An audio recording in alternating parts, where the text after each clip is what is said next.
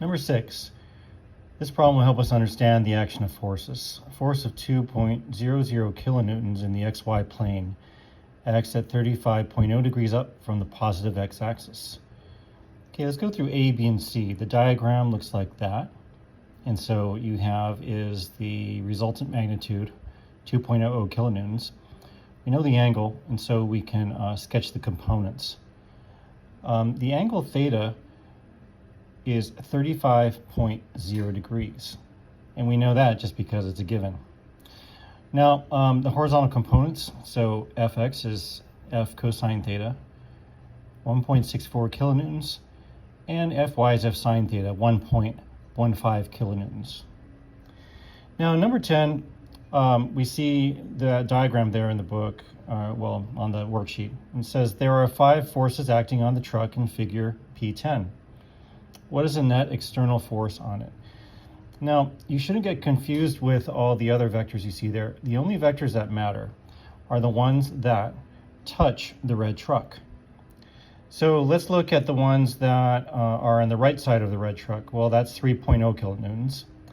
And then if you look at the back, you've got 0.5 kilonewtons. And then going down is 5.0 and going up is 2.5 plus 2.5.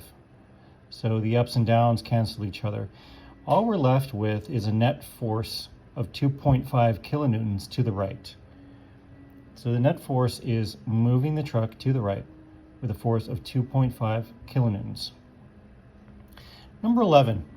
The 2 ropes attached to the hook in figure P11 are pulled on with forces of 100 newtons and 200 newtons. What size single force acting in what direction would produce the same effect? So what we're asked here is we're asked to find one vector that is equivalent to these 2 vectors. And here's how we do it. We add the horizontal and vertical components of the 2 vectors to get the components of the resultant. So for the first vector, the horizontal component is 100 cos 45 plus 200 cos 30. Why do I have the plus?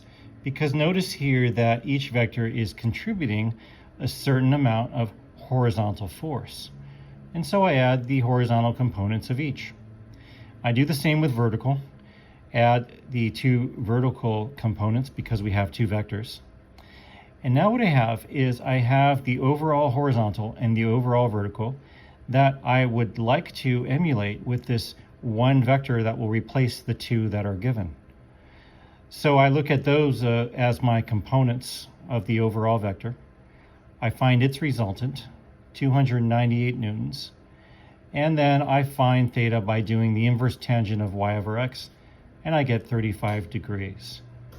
Now notice that we can do 298 newtons instead of something with 2 significant figures, because when we add, as we did up there with 100 cos 45 plus 200 cos 30, that sum is going to have 3. It's not going to have a decimal place, but it is going to have 3 significant figures because it's a sum. So we can get by with that in the answer. Number 12, the scale in figure P12 is being pulled on via 3 ropes. What net force does the scale read? So the way that we set this problem up is we look at downward force, because downward force is the only thing affecting the scale reading.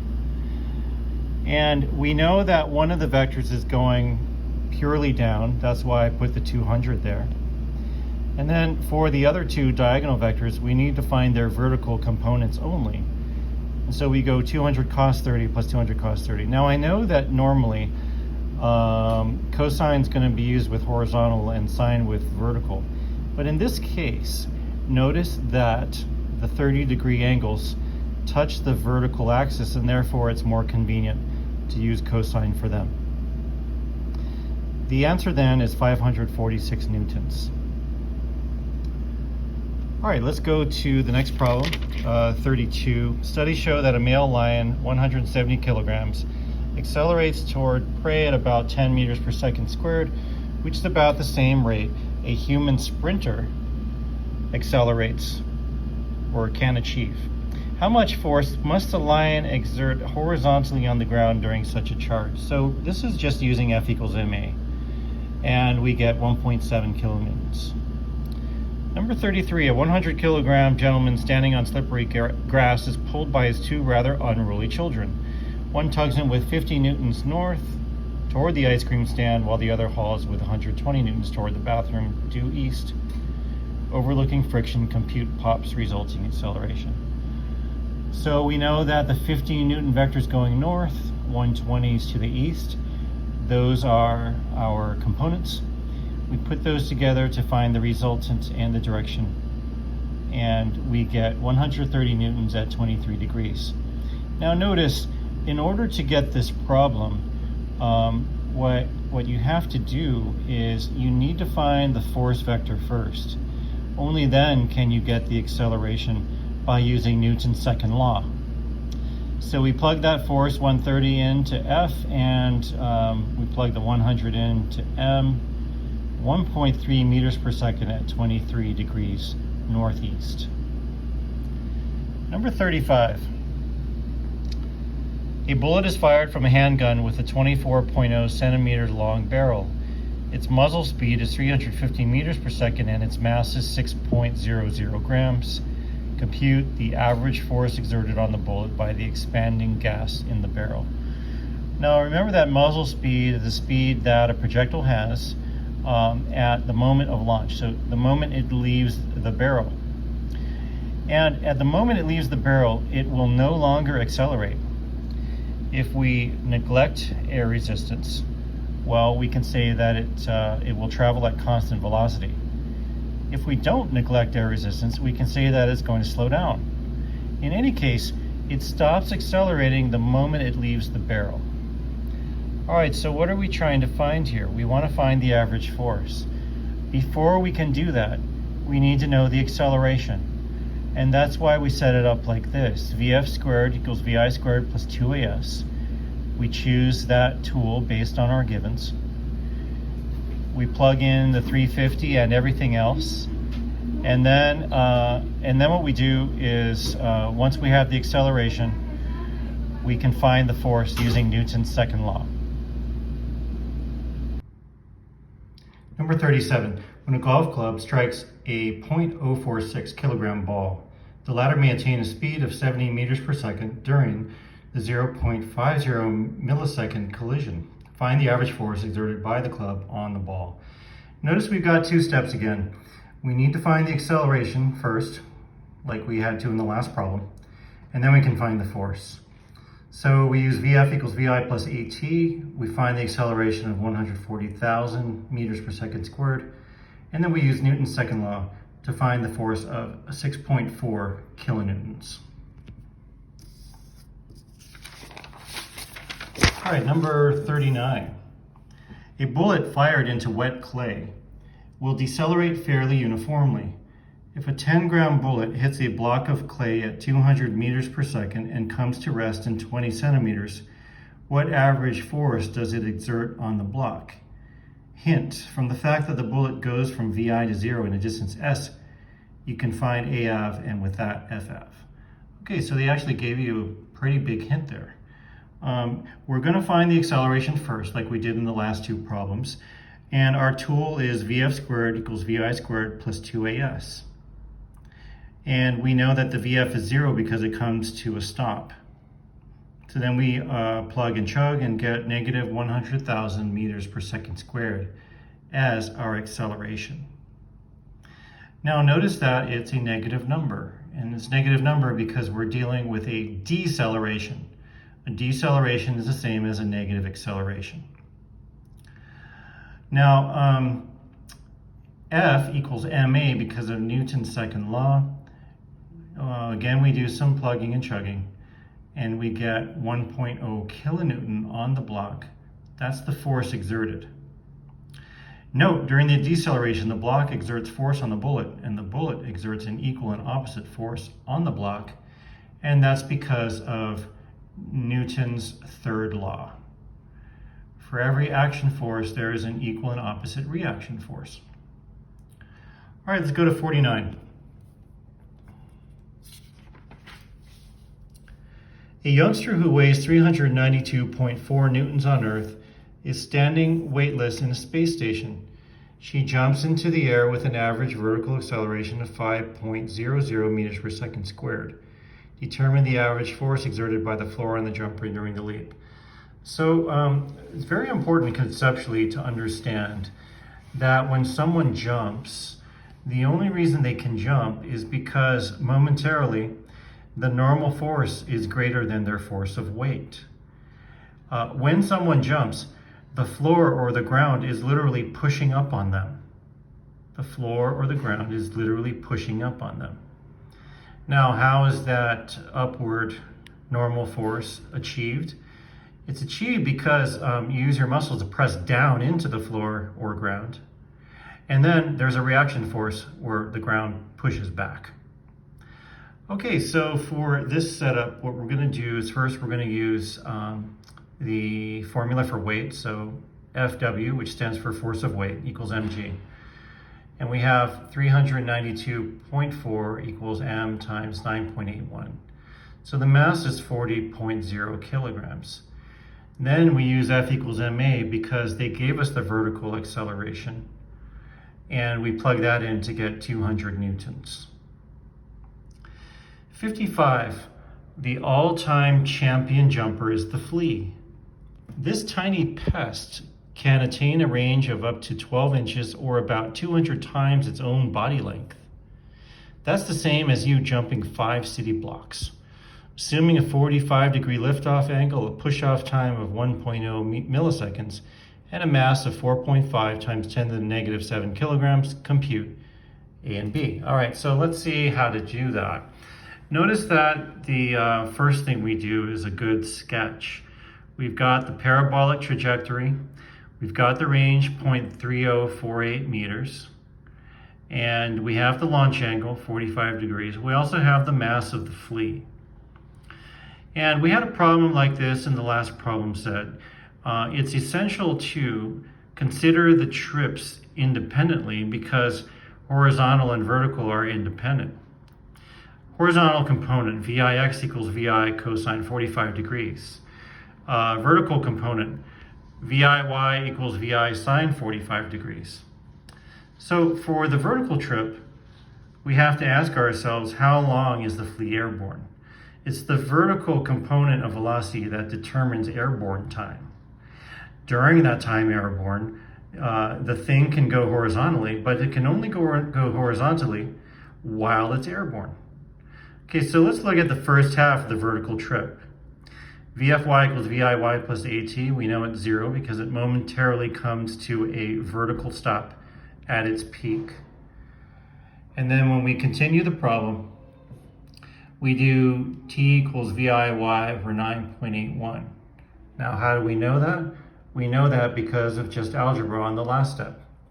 All right, now we multiply by 2 for the total time airborne. So T equals 2 VIY sine 45 degrees over 9.81. So this is our total time. We don't know what VI is yet, but we do know that the VIY is going to determine the vertical or the amount of time airborne. Okay, so we can get as far as saying that that's the same as 2 VI sine 45 degrees over 9.81. Now for the horizontal trip, we know the horizontal displacement is 0.3048 meters. So VIXT equals 0.3048. This just uses the simple fact that speed times time equals distance. That simplifies to VI cos 45 degrees, T equals 0.3048. Then we do some algebra.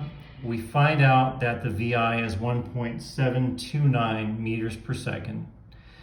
And with that VI, or that, that VI, which remember, the VI becomes a VF. Now, let me explain that principle. I did say it a couple times in the video, but I want to say it again now. All right. The VF of the extension trip is the VI of the airborne trip. What's extension trip? Well, whether it's a flea jumping or a human jumping, it's the acceleration portion. It's like while a human is in the crouched position and is extending legs while the feet are still on the ground. Okay, that's the extension trip. The VF of the extension trip equals the VI of the airborne trip. And we used that fact here in this problem. That's why we took the 1.729, which was a VI for the airborne portion, and we're using that as the VF of the non-airborne portion, which is the extension trip. Think of the flea's little legs, and as those little legs extend, right, they achieve a VF of 1.729, which then becomes the VI of the airborne portion. Plugging and chugging, we now find the answer to be 1.7 times 10 to the third meters per second squared. Now, B is just asking for the force of that acceleration. So we use Newton's second law, 7.8 times 10 to the negative fourth newtons. All right, number 60. It's known from laboratory studies that when people jump straight up as high as they can, they exert a net downward force for much of the time equal to about 2.3 times their weight. Starting with the knees bent, the vertical distance over which the force is applied is about 0.4 meters. At approximately what speed will they leave the ground and how high will they rise? All right, now this next part is somewhat tricky for new students, so pay attention.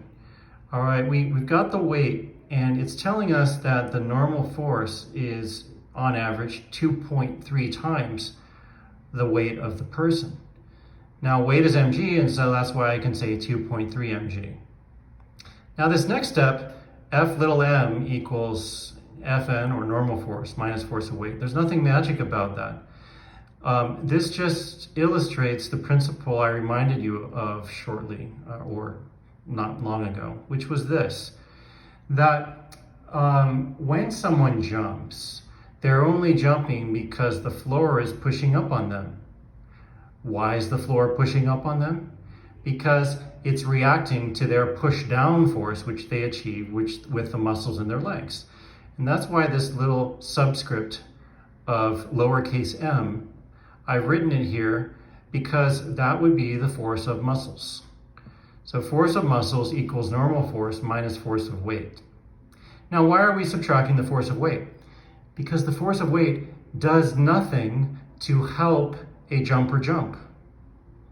It does nothing to help a jumper jump. The only thing that helps a jumper jump is the amount of push down force, thanks to the muscles, and then the floor reacts to that push down force. Now, the normal force is affected by push down from muscles, and also it's affected by weight. But the weight is subtracted because the weight doesn't help to lift the person off the ground. So then we have Fm equals ma.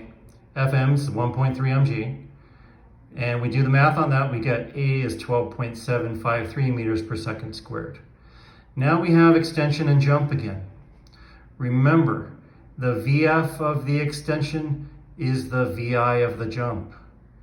The VF of the extension is the VI of the jump. So for our extension, we know an acceleration of 12.753 meters per second squared is achieved. We plug that in. And we do that because we want to find the final velocity of the extension, which is the initial velocity of the jump, or the airborne portion. Then we use VF squared equals VI squared plus 2AS again, because we know that at the top of the jump, a zero vertical velocity is reached, and so our VF is 0. We use as VI the thing that we got for VF in the previous portion, and we plug and chug and get 0.5 meters as our answer. The last problem, number 64. Navy jets are hurled off the deck of a modern carrier by a combination of catapult and engine thrust. The catapult, for example, the C-7, has a 250-foot stroke, that is runway, and will yank a 70,000-pound F-14A jet with its engines developing a net average thrust of 16,000 pounds from rest to a speed of 200 feet per second in just 2.4 seconds. Okay, that's pretty impressive. A, compute the average force exerted by the catapult. B is the acceleration of the plane uniform. Okay, so we're going to use similar techniques, similar to the other problems we've done. We need to do some conversion first. So 200 feet per second is 60.96 meters per second. I'm not showing you all the steps of conversion because by now that's old stuff, right? You should know how to convert units. Now we do VF equals VI plus AT because we know the 200 foot per second speed. That's our VF. And it starts at rest, so we put 0 there. And we end up with an acceleration of 25.4 meters per second squared. Now, what they asked us for is the average force exerted by the catapult. How do we find that? Well, we find it because we know the acceleration, okay? We also know the jet's weight, and we can convert pounds to newtons. We also know the mass of the jet. Now, an interesting little thing here is that one of the ambiguities in the English system of measurement is that we use pounds to indicate force, and we also use it to indicate mass. That's actually a serious defect in the system, okay? So what we're doing here is we're converting the weight pounds using 0.4545 kilograms as our conversion factor to find the mass of the jet. But we also have to keep in mind the amount of force, not of the jet's weight, but the amount of force of the jet's engines thrusting forward. That is 71,168 newtons. All right, now that brings us to the end of the problem. The force of the catapult plus the force of the jet. Remember, we got two things going on here. We've got the catapult that's built into the deck of the aircraft carrier, but meanwhile, we also have the jet engines that are helping along. Put those two together, you've got a net force. Use Newton's second law. Net force equals mass times acceleration. And now we do a bunch of plugging and chugging. And we find out that that force of the catapult is 7.4 times 10 to the 5th newtons. Now to answer B, what we're doing is we're basically using a slightly different method. We're using VF squared equals VI squared plus 2ES. And we're doing that because they told us how long the catapult portion is. Notice that when we use that method, we get 24.4 meters per second squared, not exactly the same, and that's because the acceleration isn't perfectly uniform. It's close to uniform, but it's not perfect. If it were perfectly uniform, these two numbers would match exactly. All right, hopefully that helped. See you in class.